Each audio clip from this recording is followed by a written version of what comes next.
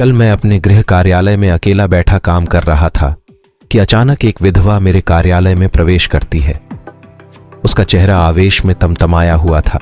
वो मुझसे निवेदन करते हुए कहती है, वकील साहब, एक आवेदन लिख दीजिए ना।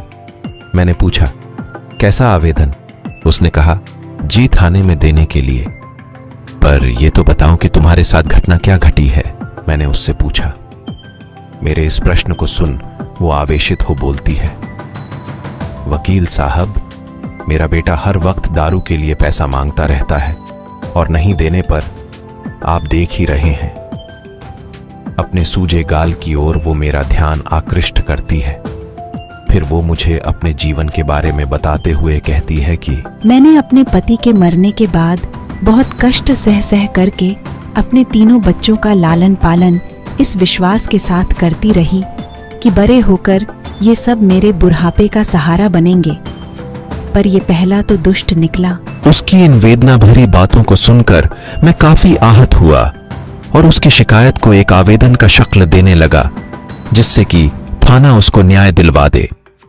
आवेदन लिखकर मैंने उसे देते हुए कहा कि इसे अभी जाकर थाने में दे दो।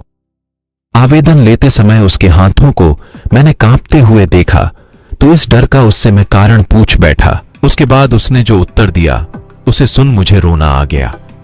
उसने उत्तर दिया कि वकील साहब, सुनते हैं कि पुलिस पिटाई भी करती है।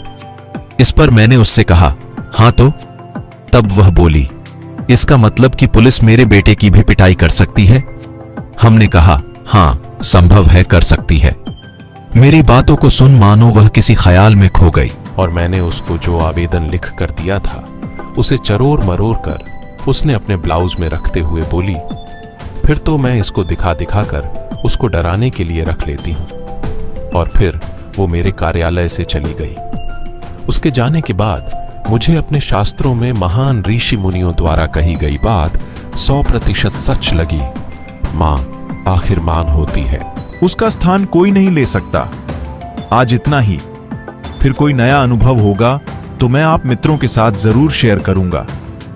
सादर नमस्कार। चैनल को लाइक और सब्सक्राइब करें। धन्यवाद।